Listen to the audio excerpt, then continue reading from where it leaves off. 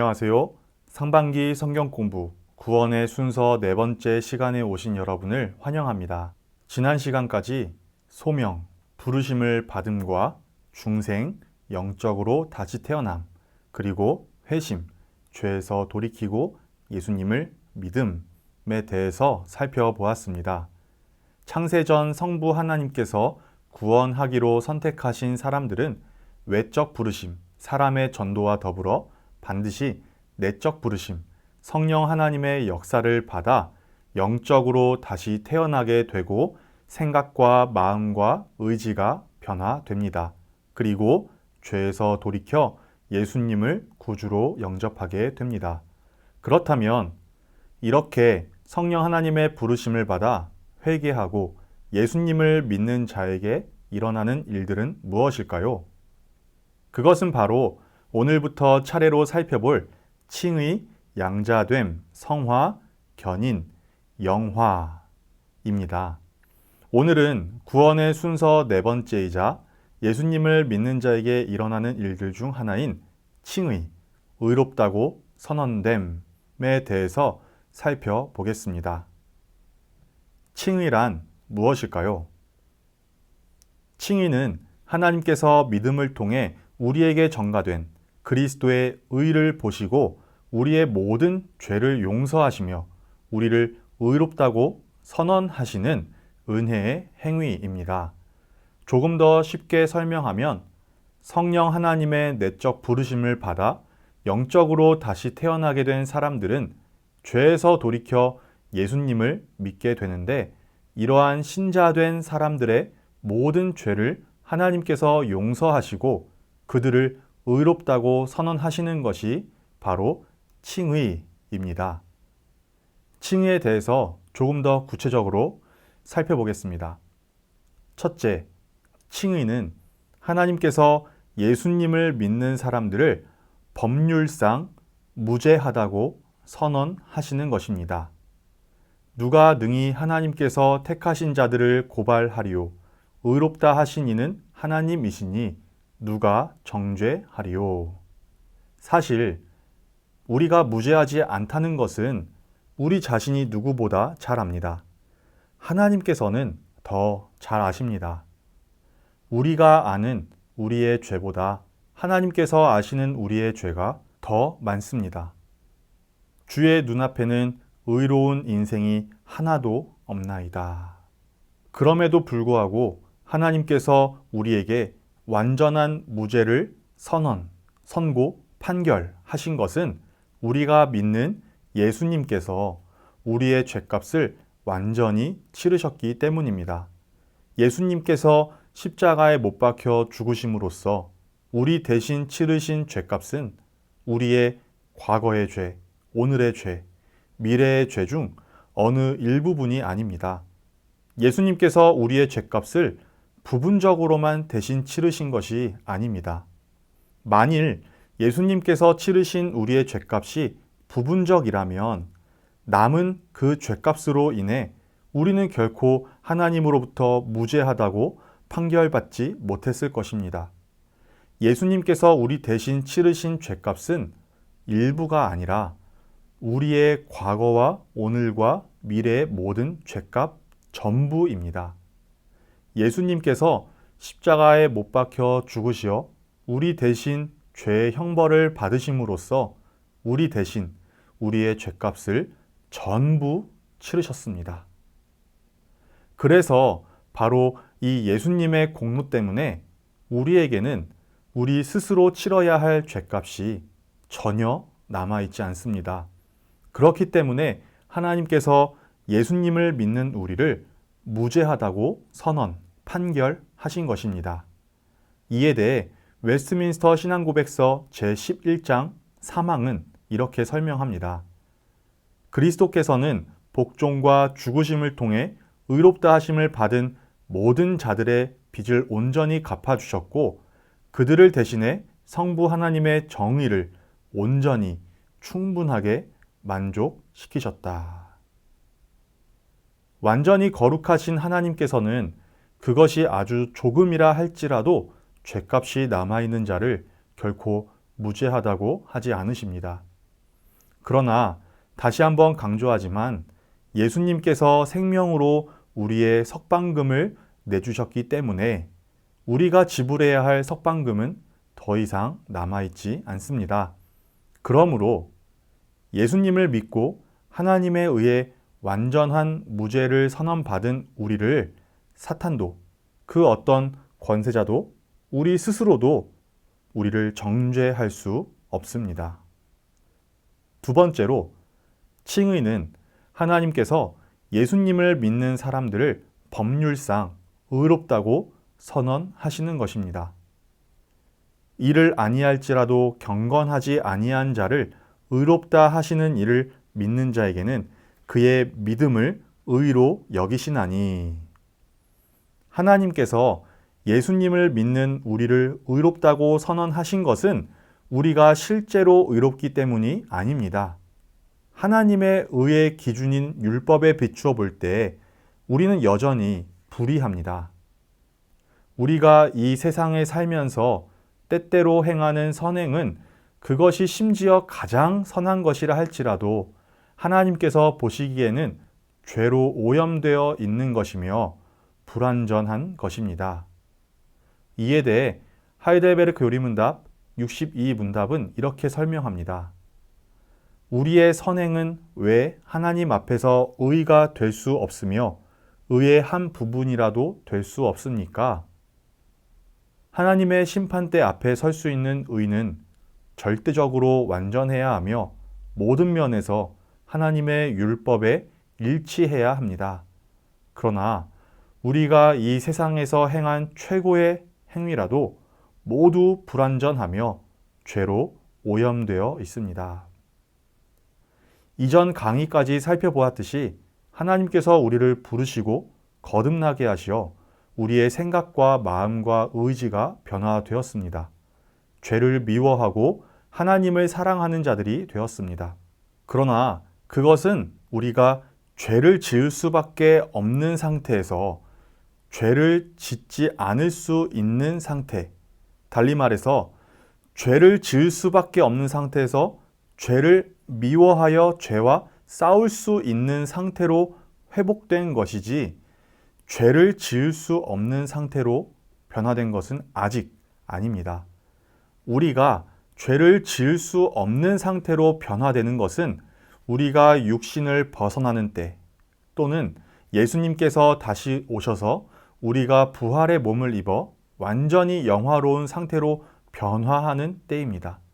그렇기 때문에 예수님을 믿는 우리를 하나님께서 의롭다고 선언하신 것은 우리가 실제로 죄를 전혀 짓지 않고 율법의 모든 명령을 다 지키기 때문이 아닙니다. 그런 것이 아니라 우리가 믿는 예수님께서 우리를 대신해 율법에 온전히 순종하시어 완전한 의를 이루셨기 때문입니다. 한마디로 예수님의 공로 때문입니다. 한 사람이 순종하심으로 많은 사람이 의인이 되리라.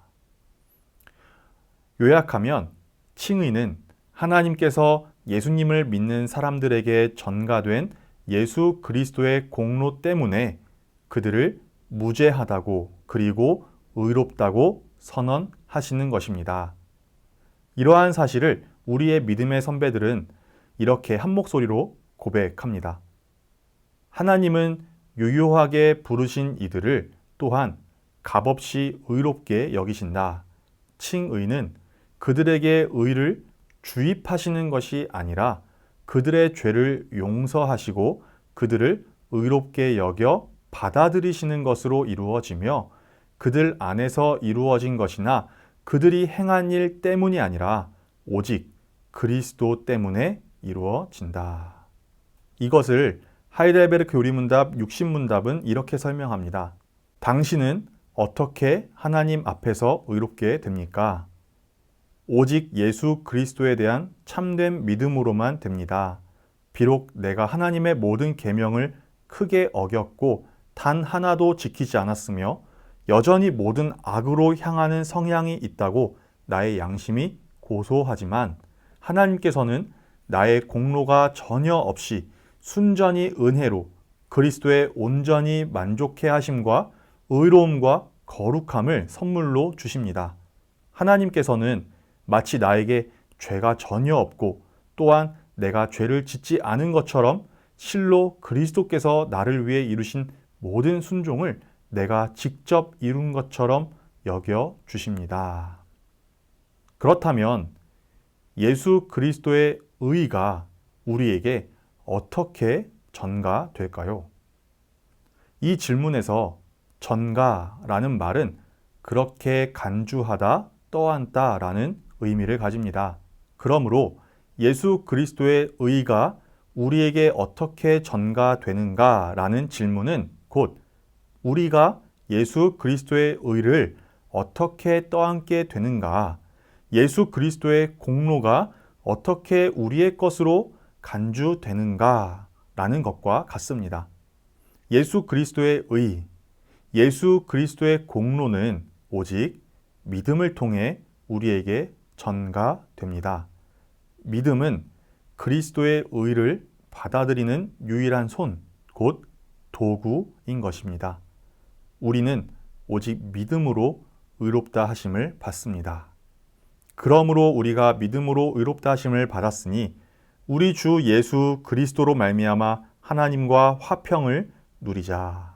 아담의 죄와 죄에 대한 책임과 부패와 오염과 사망이 모든 인류에게 전가되어 있는 것처럼 예수님을 믿는 신자들에게는 예수님의 의가 전가됩니다. 믿음을 통해서 예수 그리스도의 의가 예수님을 믿는 우리의 소유가 되는 것입니다. 모든 사람이 죄를 범하였음에 하나님의 영광에 이르지 못하더니 그리스도 예수 안에 있는 속량으로 말미암아 하나님의 은혜로 값없이 의롭다 하심을 얻은 자 되었느니라. 곧 예수 그리스도를 믿음으로 말미암아 모든 믿는 자에게 미치는 하나님의 의니 차별이 없느니라. 민족, 신분, 재산, 성별 등이 아니라 믿음으로 말미암아 예수 그리스도의 의가 전가됩니다. 즉, 누구든지 예수 그리스도를 믿으면 예수님의 의를 소유하게 되는 것입니다. 믿음 이외에 그리스도의 의를 전가받을 수 있는 다른 방도는 전혀 없습니다. 오직 믿음만이 그리스도의 의를 받아들이는 유일한 수단입니다. 정리하면 믿음은 우리의 공로 같은 것이 아닙니다. 믿음은 하나님께서 주시는 선물로서 우리가 예수님의 공로를 소유하게 되는 수단입니다. 그리고 믿음 이외에 우리가 예수님의 공로를 소유하게 되는 다른 수단은 결코 없습니다. 이러한 사실을 우리의 믿음의 선배들은 다음과 같이 한 목소리로 고백합니다. 하나님은 믿음 자체나 믿는 행위나 그 외에 다른 복음적인 순종을 그들의 의로 여기지 않으시고 그리스도의 복종과 구속을 그들에게 전가시키시어 그들로 하여금 그분과 그분의 의를 의지하게 하신다. 이 믿음은 그들에게서 난 것이 아니라 하나님의 선물이다. 이와 같이 그리스도와 그분의 의를 받아들여 의지하는 믿음만이 칭의의 유일한 방편이다. 하이델베르크 교리문답 61문답은 이것을 이렇게 설명합니다. 당신은 왜 오직 믿음으로만 의롭게 된다고 말합니까? 나의 믿음에 어떤 가치가 있어서 하나님께서 나를 받으실 만한 것은 아니며 오직 그리스도의 만족해 하심과 의로움과 거룩함만이 하나님 앞에서 나의 의가 됩니다. 오직 믿음으로만 이 의를 받아들여 나의 것으로 삼을 수 있습니다. 개혁주의 신학에 관심이 있는 분들은 이중전가라는 말을 들어본 적이 있으실 것입니다. 이중전가는 전가가 2번 일어난다는 뜻입니다.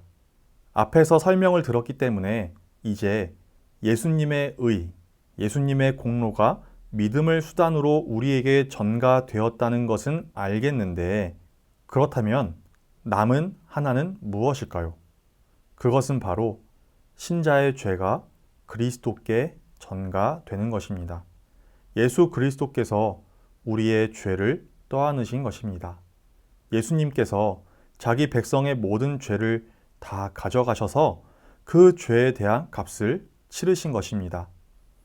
이러한 이중 전가의 은혜로 인해 앞에서 살펴보았듯이 우리에게 더 이상 죄와 죄에 대한 형벌은 하나도 남아있지 않고 예수님께서 우리를 대신해 이루신 의만이 우리의 것으로 남아있을 뿐입니다.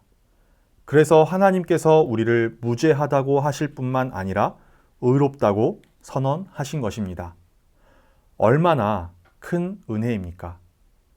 칼빈은 이렇게 신자의 죄가 그리스도에게 전가되고 그리스도의 의가 신자에게 전가되는 이 이중 전가의 신비하고 위대한 은혜를 가리켜서 거룩한 교환이다, 위대한 교환이다 라고 부르기도 했습니다.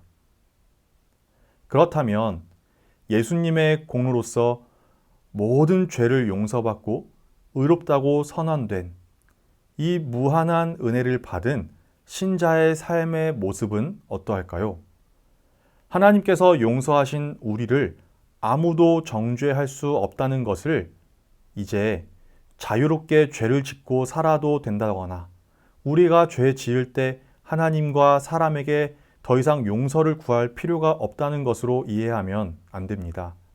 완전한 죄사함의 은혜에 감사하여 죄를 멀리하고 죄를 미워하고 죄 짓는 것을 슬퍼하고 죄 지었을 때는 더욱 용서를 구해야 합니다. 이에 대해 웨스트민스터 신앙고백서 제11장 5항은 이렇게 설명합니다. 하나님은 의롭다 하심을 받은 자들의 죄를 계속해서 용서하신다. 그들은 칭의의 상태에서는 절대 벗어나지 않지만 죄를 지어 하나님의 부성적 진노를 자극할 수는 있다. 하나님은 그들이 스스로를 겸손하게 하고 죄를 고백하며 용서를 구하고 믿음과 회개를 새롭게 할 때까지는 자신의 은혜로우신 얼굴빛을 그들에게 비추지 않으신다. 사실 하나님께서 용서하셨다는 이유로 마음껏 죄를 짓거나 하나님과 사람에게 용서를 구할 필요가 없다고 주장한다면 그 사람은 예수님을 믿고 구원받은 사람이라 할 수 없습니다.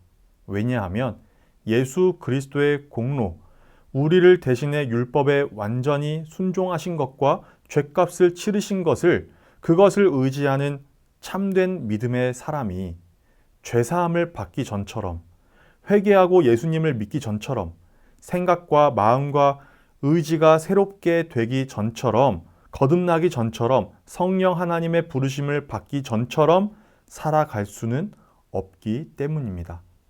성령 하나님의 부르심의 은혜를 받은 사람, 거듭남의 은혜를 받은 사람, 죄에서 돌이키고 예수님을 믿게 되는 이 은혜를 받은 사람, 완전히 무죄하다고 선언된 은혜를 받은 사람은 그러한 은혜들을 받은 사람의 합당한 삶을 살도록 또한 은혜를 받기 때문입니다.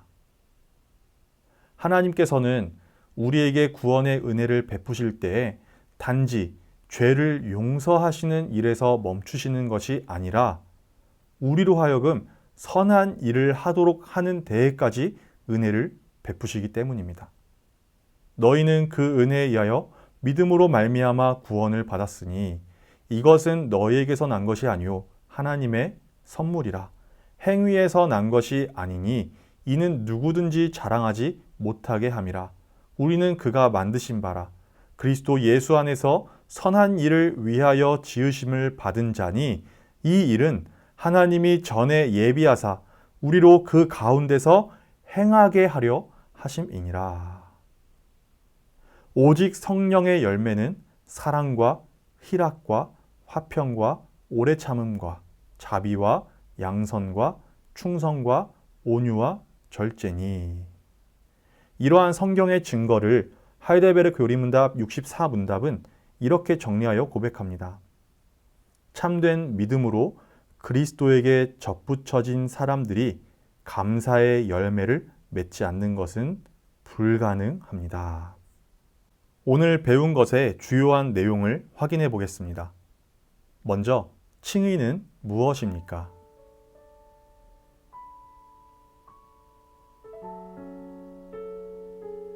두 번째, 칭의의 근거는 무엇입니까?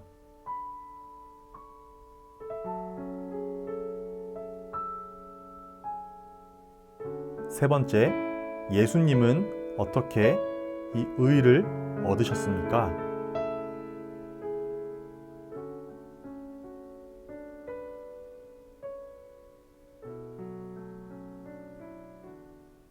첫 번째, 칭의는 무엇입니까?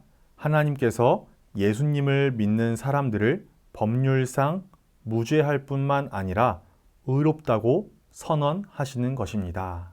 두 번째, 이 칭의의 근거. 하나님께서 예수님을 믿는 사람들을 법률상 무죄할 뿐만 아니라 의롭다고 선언하시는 것의 근거는 무엇입니까? 믿음을 통해 우리에게 전가된 예수님의 의입니다. 세 번째, 예수님은 어떻게 이 의를 얻으셨습니까? 예수님께서 우리를 의롭게 하시기 위해 우리 대신 율법에 순종하시고 우리의 죄를 해결하시기 위해 우리 대신 십자가에서 죽으심으로써 얻으셨습니다. 자, 구원의 순서 중 오늘 칭의, 의롭다고 선언됨, 의롭다고 판결됨을 공부한 우리는 이제 우리가 받은 구원에 대해 더 풍성히 설명하고 이해할 수 있습니다. 하나님께서 나를 구원하셨습니다. 라는 것은 하나님께서 나를 부르셨습니다. 하나님께서 나를 영적으로 다시 태어나게 하셨습니다. 하나님께서 나를 죄에서 돌이키게 하시고 예수님을 믿게 하셨습니다. 하나님께서 예수님을 믿는 나를 무죄할 뿐만 아니라 의롭다고 선언하셨습니다. 라는 것과 같습니다. 또한 우리는 우리가 받은 이 구원에 대해 하나님께 더 깊이 감사할 수 있습니다. 하나님께서 나를 구원하셨습니다. 하나님께서 나를 부르셨습니다. 하나님께서 나를 영적으로 다시 태어나게 하셨습니다.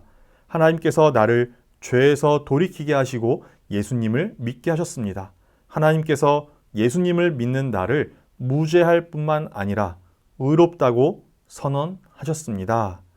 그래서 나는 이렇게 감사합니다. 성령 하나님께서 저를 부르시고 영적으로 다시 태어나게 하시고 죄에서 돌이켜 예수님을 영접하도록 인도하셨습니다. 그리고 예수님께서 죄값을 치러주신 것으로 저를 무죄하다고 선언하시고 예수님께서 순종하신 것으로 저를 의롭다고 선언하셨습니다.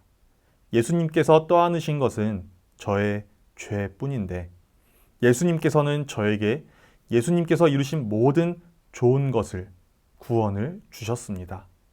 저에게 더 이상 죄와 죄에 대한 형벌은 하나도 남아있지 않고 예수님께서 저를 대신해 이루신 위대한 공로만이 예수 그리스도의 의만이 저의 것으로 남아있다는 사실이 정말 놀라울 뿐입니다.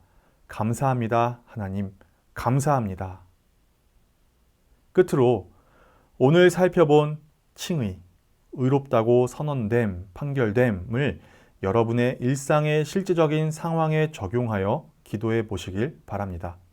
예수님을 믿고 구원받은 여러분이 바로 하나님께서 선택하여 부르시고 거듭나게 하시어 죄에서 돌이켜 예수 그리스도를 믿게 되었고 무죄할 뿐만 아니라 의롭다고 선언된 사람들이라는 사실을 기억하면서 꼭 기도문을 작성하고 기도해 보시길 바랍니다.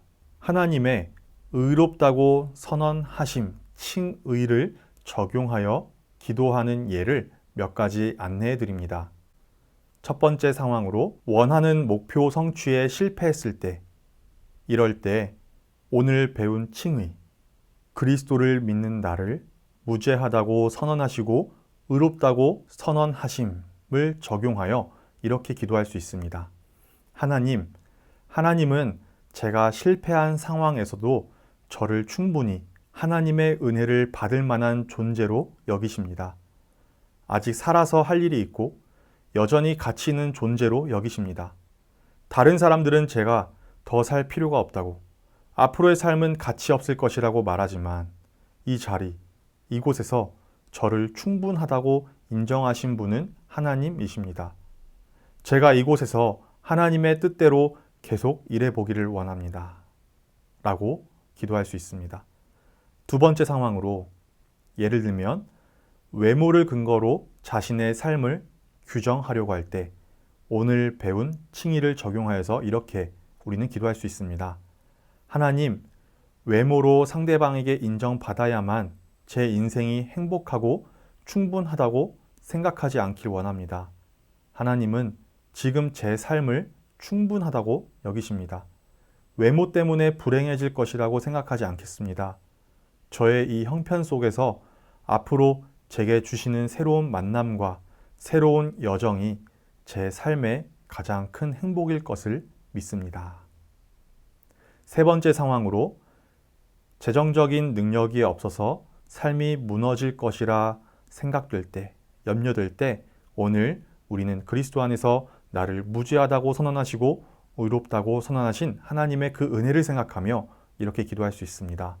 하나님, 돈이 충분해야 삶도 충분한 것이라면 제 인생은 평생 충분하지 않을 것입니다. 하나님은 지금 제 상황에 관계없이 제가 하나님의 복을 받기에 충분하고 합당하다고 여겨 주십니다. 그렇다면 돈이 부족한 이 상황도 하나님이 제게 주신 은혜의 일부로 해석하기를 원합니다. 열심히 경제 생활을 하겠지만 제한된 재정 능력 때문에 행복을 빼앗길 것이라고 생각하지 않겠습니다. 저의 모든 만남과 재정적인 인도하심을 주님께만 의탁합니다. 오늘 배운 칭의, 하나님께서 우리를 무죄하다고 선언하시고 의롭다고 선언하셨다는 내용을 우리 각자의 일상의 실제적인 상황에 적용하여서 기도문을 작성하고 기도하는 시간을 지금 갖도록 하겠습니다.